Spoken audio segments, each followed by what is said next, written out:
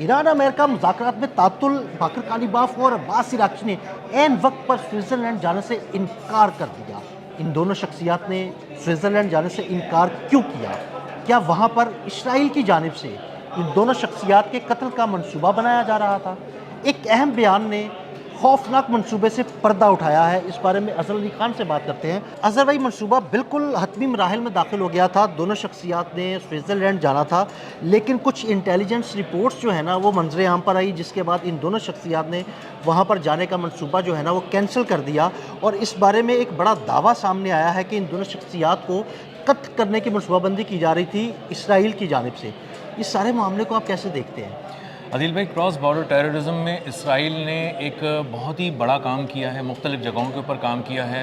बहुत से ममालिक के अंदर असैसिनेशन जो अटैम्प्ट्स हैं वो की हैं, प्लॉट बनाए हैं, लोगों को मारा है, कत्ल किया है, हाई प्रोफाइल शख्सियात को निशाना बनाया है, टेक्नोलॉजी के ज़रिए भी निशाना बनाया है और गोलियां और बारूद वगैरह से भी निशाना बनाया है। इस तरह के मंसूबों की दो मिसालें हमारे सामने भी हैं कि जब ईरान में इस्माइल हानिया को निशाना बनाया गया, हमास के रहनुमा थे वो, उनको निशाना बनाया गया था, और इस तरह हमास का एक वफ़द कतर में आया हुआ था और उनको वहाँ पर निशाना बनाया गया था। तो ये दो मिसालें तो हमारे सामने हैं। तो इस तरह का मामला वहाँ पर भी हो सकता था। जी बिल्कुल, टेक्नोलॉजी के ज़रिए भी मोसाद वार करती है और रिवायती हथियारों से, रिवायती तरीक़ों से भी वार करती है। ये इसराइल का पहला मामला नहीं है आदिल भाई, ये पहले भी इस तरह के असैसिनेशन कर चुके हैं। टेक्नोलॉजी के ज़रिए भी वार करते हैं, रिवायती तरीक़ों से भी वार करते हैं और हाई प्रोफाइल शख्सियात को निशाना बना के कत्ल करते हैं। इसी तरह का एक प्लान जो है नेतन्याहू ने मोसाद के ज़रिए बनाया और उसने कहा कि जहाँ पे भी मुज़ाकरात होंगे हम वहाँ पर बहुत ही बारीक जो है एक काम करेंगे और वहाँ पे कत्ल करेंगे, असैसिनेशन करेंगे दो लोगों की, और हाई प्रोफाइल टारगेट्स उन्होंने दोबारा सेट किए। और उन्होंने कहा कि अगर हम किसी तरह बाकर कालिबाफ को एलिमिनेट कर दें और किसी तरह अब्बास इराक़ची को एलिमिनेट कर दें तो उसके बाद ना सिर्फ ये अमन मुज़ाकरात डीरेल हो जाएंगे, ईरान इश्तियाल में आ जाएगा, ईरान बदला लेगा, अमरीका पर हमला करेगा, बल्कि जो ईरान के पास मुज़ाकरात कारों की एक बहुत ही ऐसी तजुर्बेकार टीम है जिसकी बुनियाद पर आके वो लोग करते हैं और वो इन्वॉल्व भी रहे हैं सारे मामले में, उनको जब आप मार देंगे ना तो उसके बाद आपको उसके बाद तो कोई ऐसा बंदा ही नहीं रहेगा, क्योंकि दो पहले भी कुछ लोगों को इसी तरह उन्होंने टारगेट किया। और उसके बाद ये जो दो शख्सियात हैं तो बड़े रोशन चेहरे हैं ईरान के, और ये मुज़ाकरात की मेज़ पर अमेरिका को शिकस्त देने की सलाहियत रखते हैं। जी, इनके पास जवाज़ भी होता है, इनके पास दलील भी होती है और ये बहुत ही तहम्मुल से बात करते हैं। जहाँ धमकी देनी होती है वहीं धमकी देते हैं, गैर ज़रूरी बात नहीं करते। इसीलिए बेहतरीन सिफारतकार हैं और इन्होंने मनवा के भी देखे ना, कितने अहम मौके पे ये सामने आए और उन्होंने मनवा के देखा। तो इसराइल ने प्लान किया, नेतन्याहू ने प्लान किया कि इन दो लोगों की टारगेट किलिंग करनी है, हमें असैसिनेट करना है और वहीं पे करना है जहाँ पे मुज़ाकरात होंगे। जब ये सुना तो वहाँ पे मुज़ाकरात कहीं और हो रहे थे।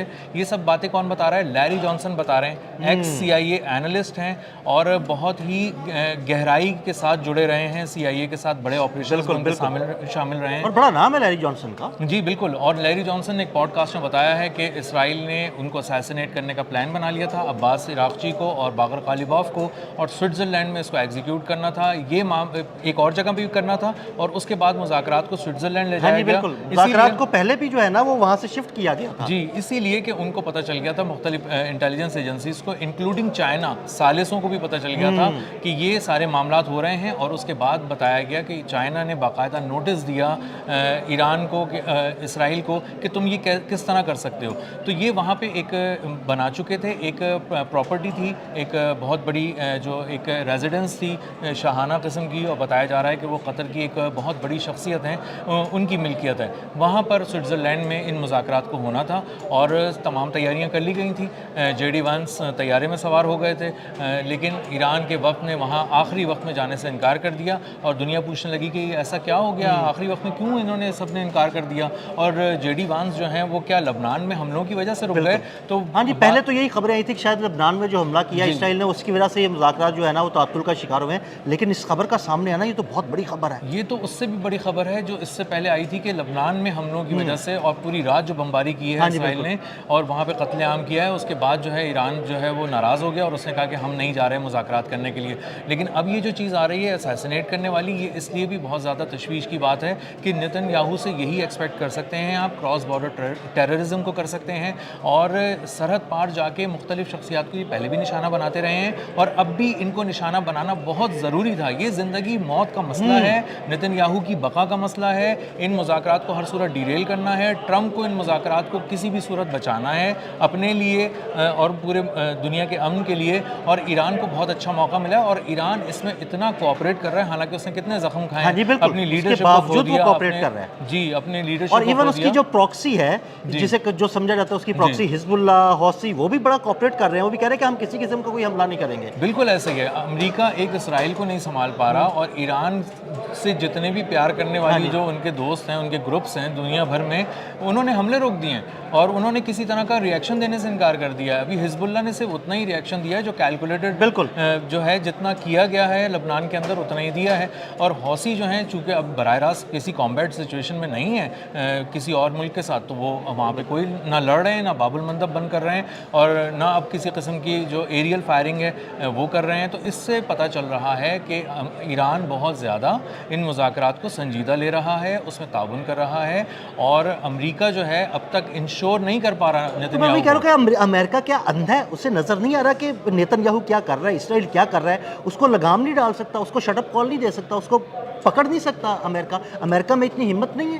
امریکہ یہ پوری کوششیں کر رہا ہے, لیکن بہت سارے لوگ اس بات کو بھی کر رہے ہیں کہ بہت زیادہ ڈونلڈ ٹرمپ بھی جو ہے وہ نتن یاہو پہ ایک حد تک ہی زور چلا سکتے ہیں. اور جب آپ دیکھیں کہ جب وہ ان کو گالیاں دے لیتے ہیں نا, تو اس کے بعد ایک دو سافٹ جملے ضرور انٹرنیشنل میڈیا میں بولتے ہیں. تو اب ڈونلڈ ٹرمپ جو ہے وہ خود بھی بہت مشکل میں پھنسے ہوئے ہیں. ایک طرف ان کی پوری لابی ہے, نتن یاہو کی لابی کوئی آسان لابی تو نہیں ہے, اس میں کوئی شک نہیں. امریکہ میں یہودی لابی بہت اسٹرانگ ہے, بہت اسٹرانگ ہے. اور بتاتے ہیں کہ خود ڈونلڈ ٹرمپ کے آس پاس جو لوگ مشورہ دینے والے ہیں وہ سارے نتن یاہو کے لوگ ہیں. اور نتن یاہو ان کو جب کچھ کہتا ہے تو وہ ایک میٹنگ میں بیٹھ کے اچانک ڈونلڈ ٹرمپ کے خلاف سب کے سب بول پڑتے ہیں, اور ڈونلڈ ٹرمپ حیران رہ جاتے ہیں کہ پریزیڈنٹ آف امریکہ تو میں ہوں, میں چیزوں کو ڈیسائیڈ کروں گا.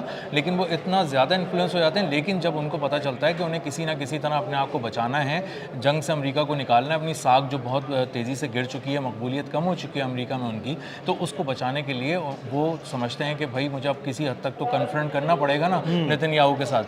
تو اب وہ بہت ہی نازک موڑ پہ کھڑے ہیں, تلوار کی دھار پہ چل رہے ہیں اس وقت ڈونلڈ ٹرمپ. ان کو ایک طرف نتن یاہو کو روکنا ہے, روکنا کیا ہے, لگام ڈالنی ہے, پٹا ڈالنا ہے, اس کو بے قابو ہو چکا ہے, ان کا اپنا پالا ہوا جو ہے وہ وہی اس پہ بھونک رہا ہے. بالکل. تو جے ڈی وانس نے آج یہی تو کہا, جے ڈی وانس نے کہا تم ہمارے ٹکڑوں پہ پلتے ہو, ہمارے ٹیکس پیئرز کے پیسوں پہ اپنے دفاعی نظام کو چلا رہے ہو, تم نے جتنے میزائل روکے ہیں ایران کے اس پوری جنگ کے دوران وہ سارا ہمارا ہی تو ہتھیار کا سسٹم تھا, دفاعی سسٹم بھی ہمارے تھے. تو تم ہمارے ٹیکس پیئرز کے پیسوں پہ جب پلنے کے بعد جب ہمیں آ کے دکھاتے ہو, ہم پہ حملہ کرتے ہو اور ہمیں ڈکٹیٹ کرنے کی کوشش کرتے ہو, تو یہ نہیں چلے گا, تم ناقابل اعتبار ہو. اور یہ جملے اگر رسمی طور پہ بھی امریکہ بول رہا ہے نا, تو بہت بڑے جملے ہیں, یہ لکھے جا رہے ہیں, تاریخ کا حصہ بن رہے ہیں. آج سے 50 سال بعد جب لوگ اٹھا کر کاغذوں کو دیکھیں گے تو وہاں پہ جے ڈی وینس نام کا ایک سابق امریکی نائب صدر, اس کا بیان ملے گا کہ تم ناقابل اعتبار تھے, تم خون بہا رہے تھے, تم ہر مسئلے کا حل گولی سے, بارود سے تلاش کر رہے تھے, لوگوں کو کاٹ پیٹ رہے تھے.